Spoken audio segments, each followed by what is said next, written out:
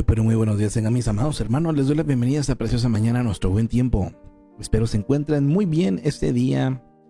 Estamos listos para compartir este espacio de lectura y de reflexión bíblicos con cada uno de ustedes. Sean todos bienvenidos. El día de hoy estamos en el devocional número 32 de estos pensamientos de la mente, el campo de batalla. Así se llama el libro donde viene cada uno de estos devocionales o pensamientos. El día de hoy nos encontramos en el número 32, que lleva por título Tenga cuidado con lo que piensa. La base se encuentra en el Salmo capítulo 1 versículos 2 al 3 y nos dice: sino que en la ley de Jehová está su delicia, y en su ley medita de día y de noche.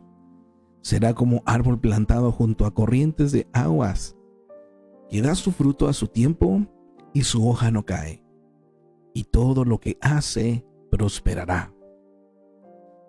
Precioso salmo, ¿verdad? Muy conocido, el número 1 de los salmos.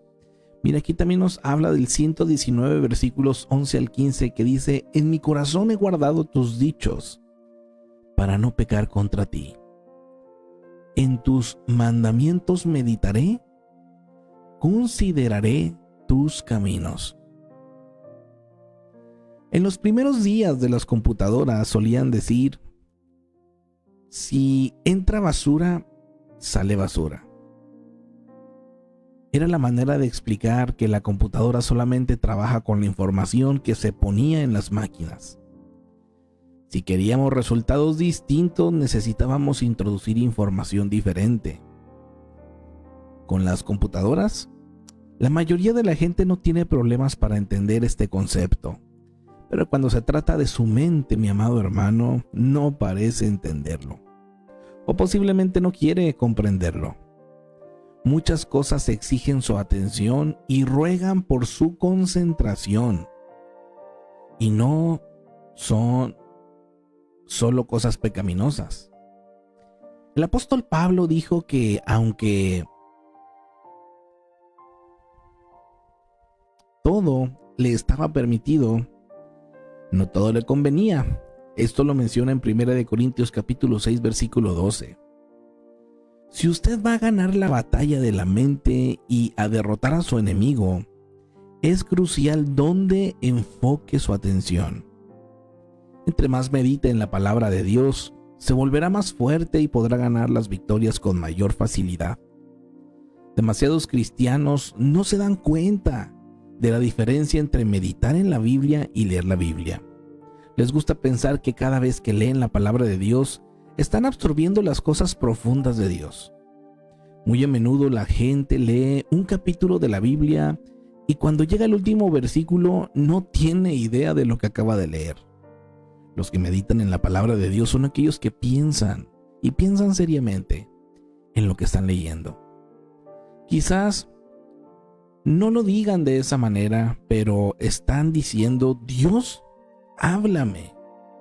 Enséñame mientras medito en tu palabra y revélame su profundidad.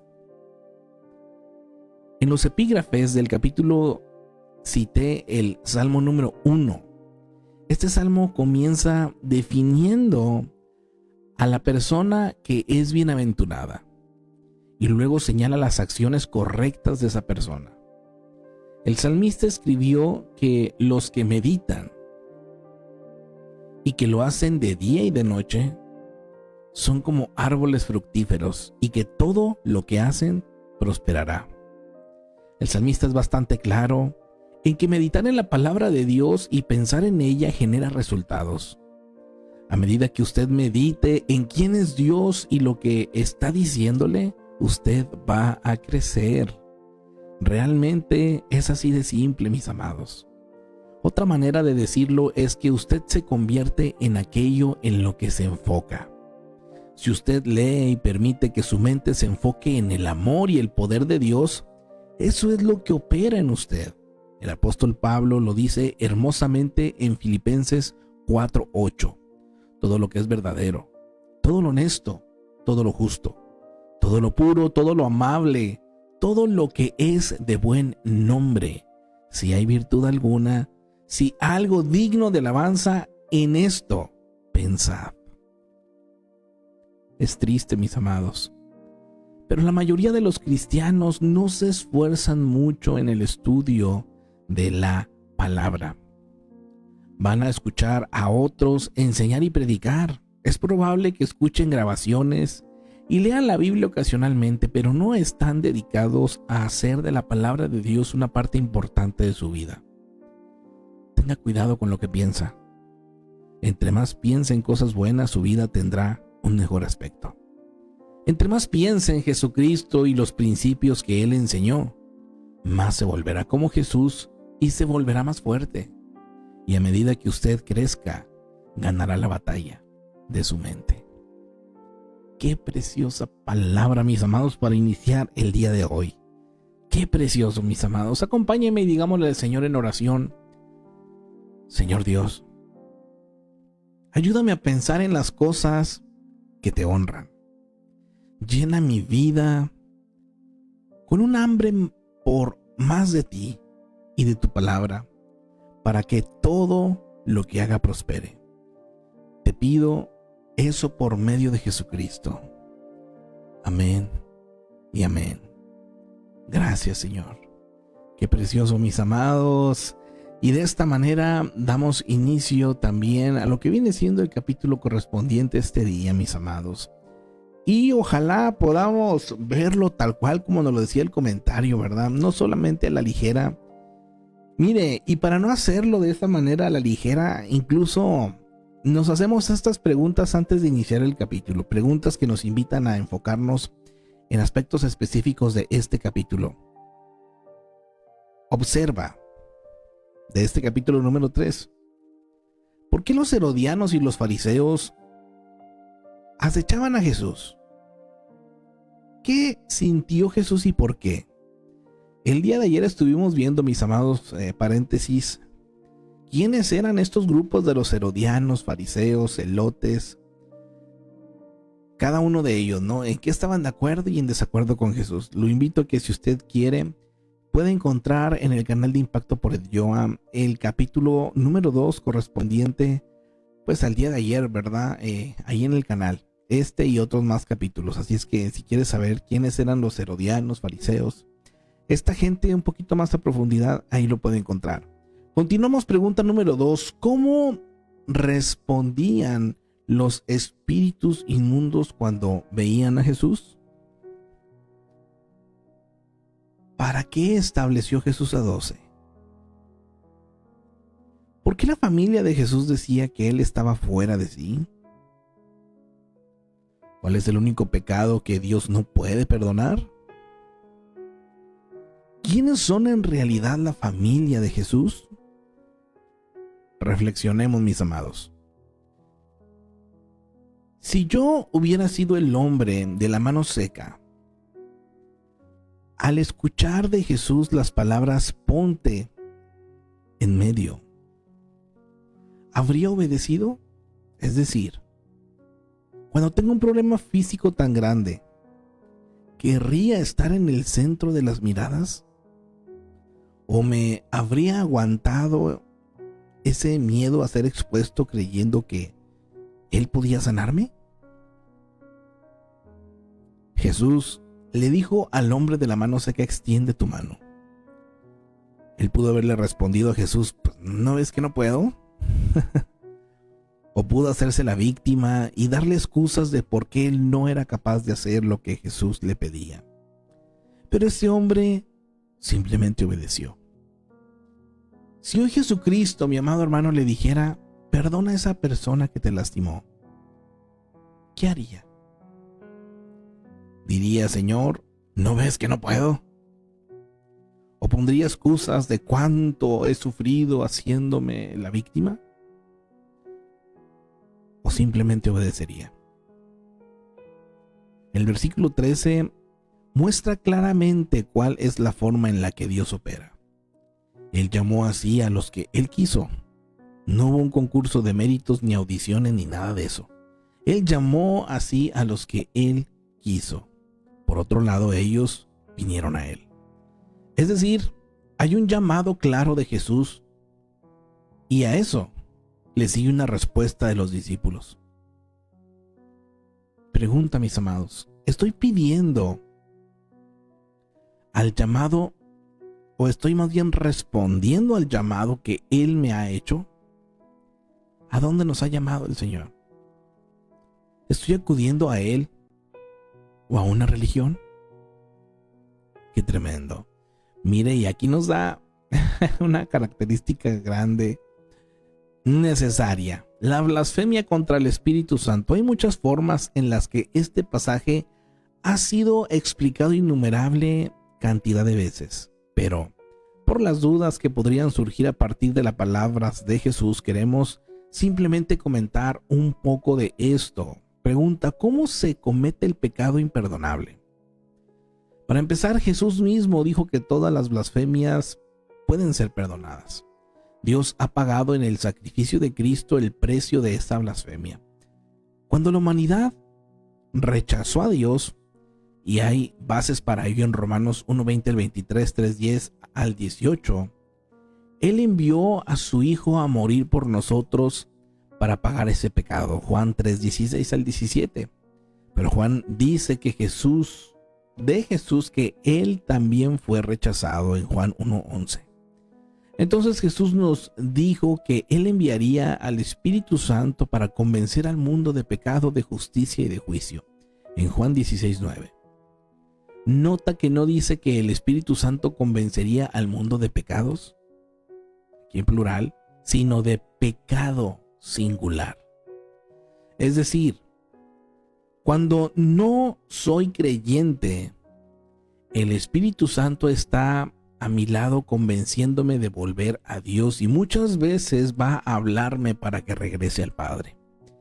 Si alguien me comparte del Evangelio, es el Espíritu Santo el que me convencerá de lo que pues necesito un Salvador y de que ese Salvador es Jesucristo.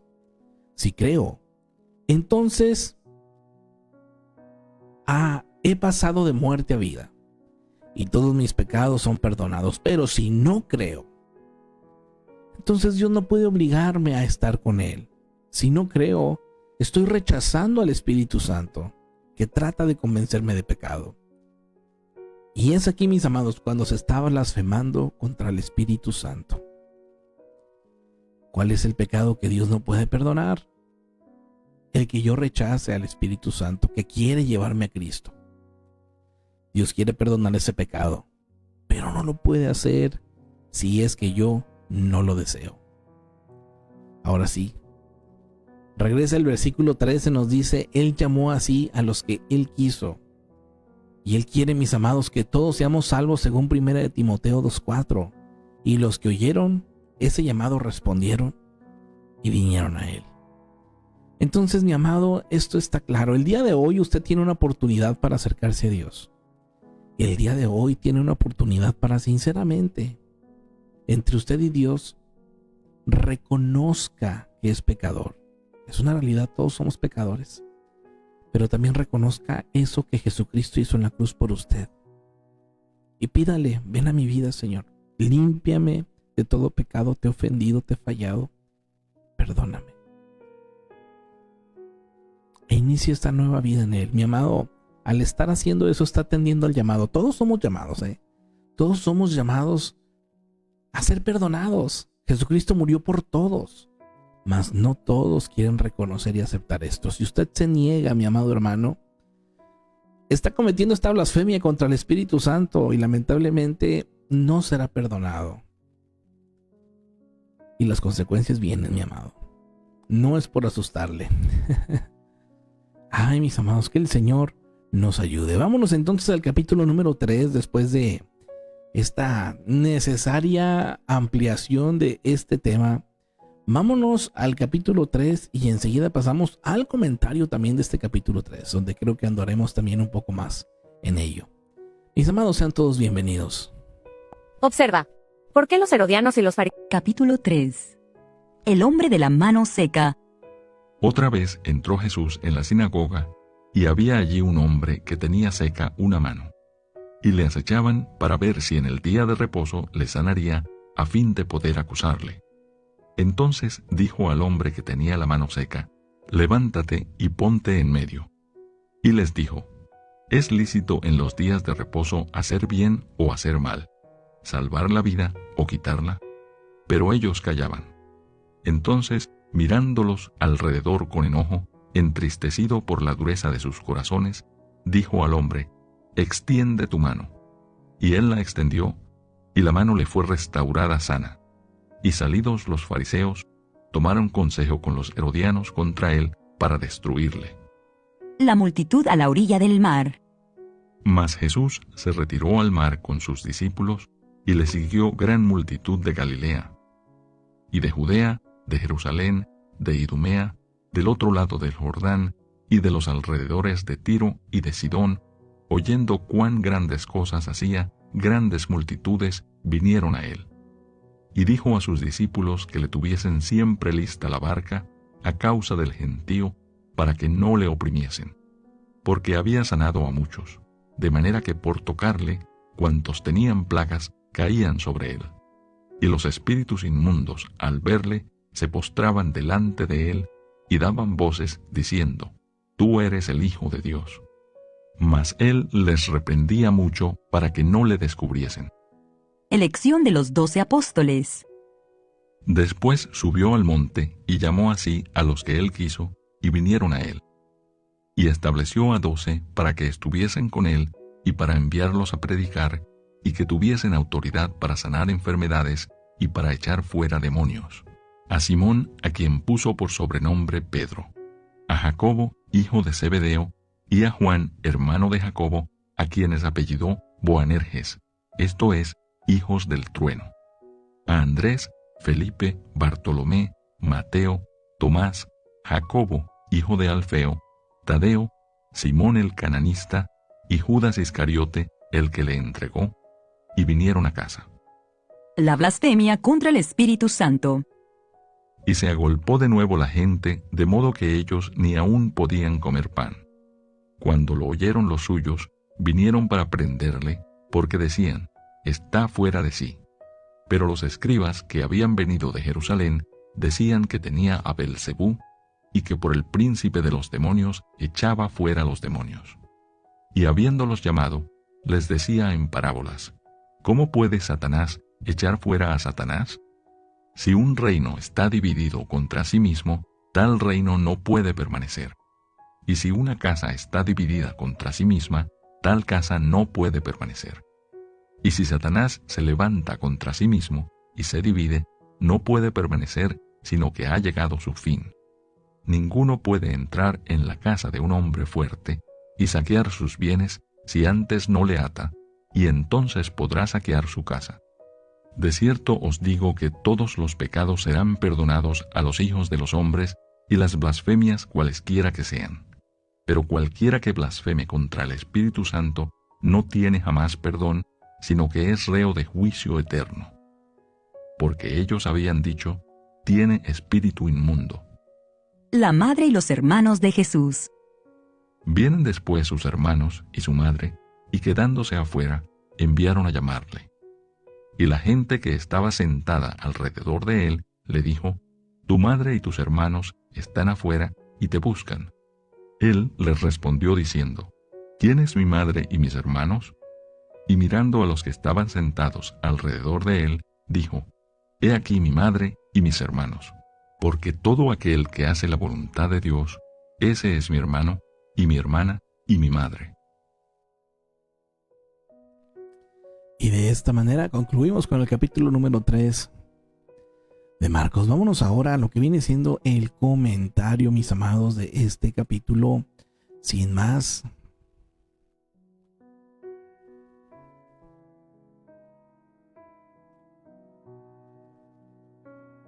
miren lo que nos dice por aquí. De los 35 versículos que contiene este capítulo, ya los líderes judíos se declararon en contra de Jesús.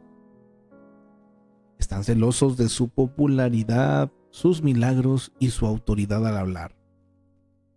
Valoran tanto su posición en la comunidad y sus oportunidades de ganancia personal que perdieron de vista la meta de todo líder religioso, que es conducir a la gente a Dios.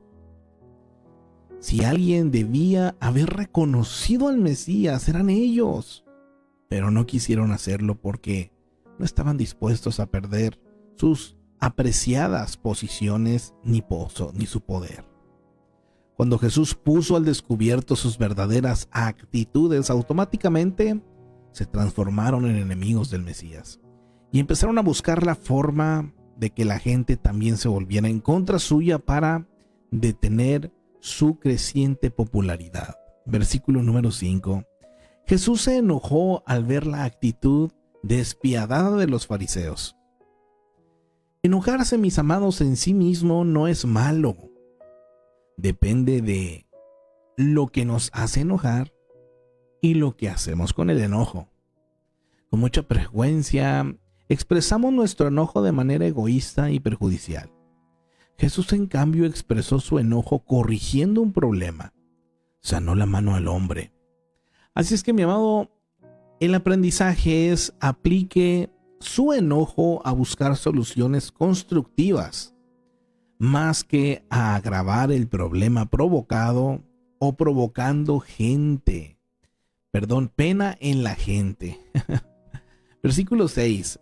Los fariseos eran un grupo religioso que con celo seguían la ley del Antiguo Testamento, así como sus tradiciones. Eran respetados en la comunidad, pero odiaban a Jesús porque se enfrentó a sus orgullosas actitudes y a sus poco honorables motivaciones. Los herodianos eran un partido político judío que esperaba restaurar el trono de la línea de Herodes el Grande. Jesús era una amenaza para ellos porque desafiaban sus ambiciones políticas.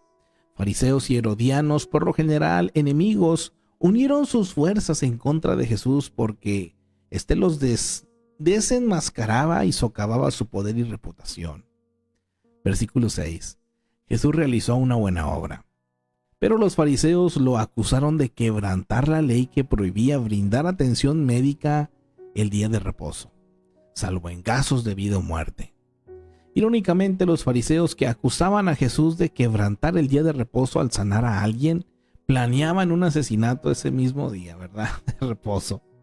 Tremendo. Versículos 7 y 8. Aunque Jesús era blanco del fuego de los líderes religiosos, seguía ganando popularidad entre el pueblo. Algunos eran curiosos, otros buscaban sanidad, otros evidencias para usarlas en su contra, y otros querían saber si en realidad era el Mesías. La mayoría no entendía la verdadera dimensión de lo que ocurría entre ellos. Hoy en día, mis amados, la gente sigue al Señor por idéntica variedad de razones. La pregunta es: ¿cuál es la razón primordial por la que usted sigue a Jesús? ¿Cuál, mi amado? Versículo 11. Los demonios sabían que Jesús era el Hijo de Dios, pero no querían renunciar a sus malos propósitos. Saber de Jesús o incluso creer que Él es el Hijo de Dios no garantiza la salvación, mis amados. También hay que desear seguirle y obedecerle. Santiago 2:17. Recuerde que hasta los demonios creen y tiemblan. Así es que saber de Jesús, creer todavía también en Él, eso nos salva. Hay que seguirle y obedecerle. Versículo 12. Jesús advirtió a los demonios que no divulgaran que era el Mesías, porque no deseaba que alimentaran falsas ideas populares. La inmensa multitud estaba a la espera de un líder político y militar que los libertara del yugo de Roma. La enseñanza recibida decía que el Mesías profetizado en el Antiguo Testamento sería esa clase de hombre. Jesús quería enseñarle al pueblo la clase de Mesías que era, tan distinto al de sus expectativas. Su reino es espiritual y comenzaría no con el derrocamiento de los gobernantes, sino con el derrocamiento del pecado en los corazones de la gente. Qué precioso esto. Versículo 14. Jesús estaba rodeado de seguidores, de los cuales escogió a 12 que serían sus compañeros de cada día. No los seleccionó en base a su fe, porque era vacilante. Tampoco los escogió por talentos y habilidades que a lo mejor tenían, pero ninguno se destacaba por sus habilidades. Los discípulos representaban una amplia gama de trasfondos y experiencias de la vida, pero al parecer no tenían más potencial de liderazgo de los que no se escogieron. La única característica que tenían todos era su decisión de obedecer y seguir a Jesús. Después de la ascensión fueron llenos con el Espíritu Santo y jugaron papeles determinantes en el crecimiento de la iglesia primitiva. No nos descalifiquemos en nuestro servicio a Cristo por no tener las mejores credenciales. Para ser un buen discípulo sencillamente hay que estar listo a seguir a Jesús con un corazón dispuesto. Qué precioso esto, mi amado hermano. Versículo 14 y 15. ¿Por qué Jesús escogió 12 hombres? El número 12 corresponde a las 12 tribus de Israel según Mateo 19:28, con lo cual se muestra la continuidad entre el antiguo sistema religioso y el nuevo basado en el mensaje de Jesús. Muchos seguían a Jesús, pero los 12 recibieron una preparación más intensa. Podemos ver el impacto de estos hombres en el resto del Nuevo Testamento. 18. Los celotes eran judíos nacionalistas que se oponían a la ocupación romana en Palestina. Versículo 21. Con las multitudes de personas presionándolo, Jesús ni siquiera tenía tiempo para comer. De ahí que sus amigos y familiares viajaron desde Nazaret para llevarlo a su casa.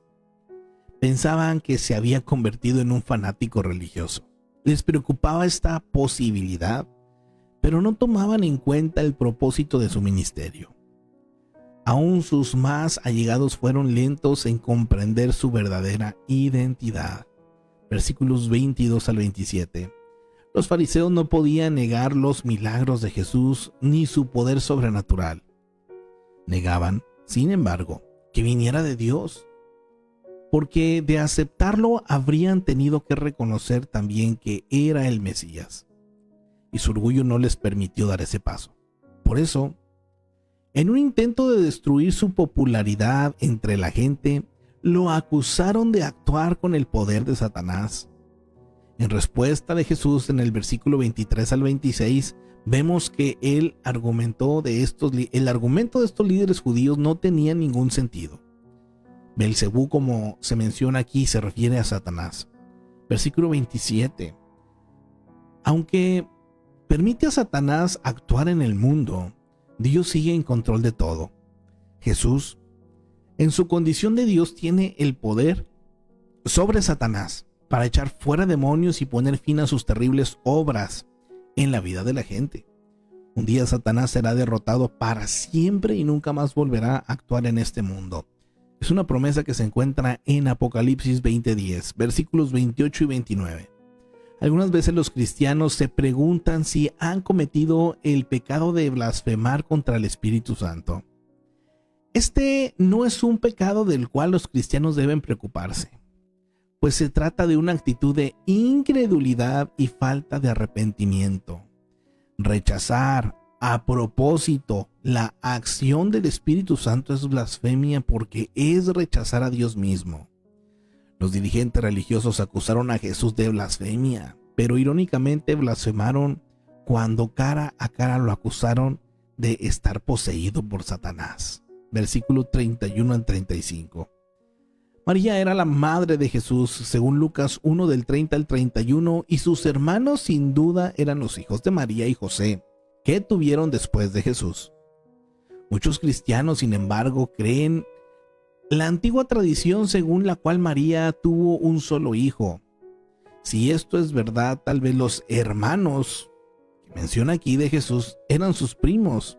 En esa época se acostumbraba a llamar hermanos a los primos.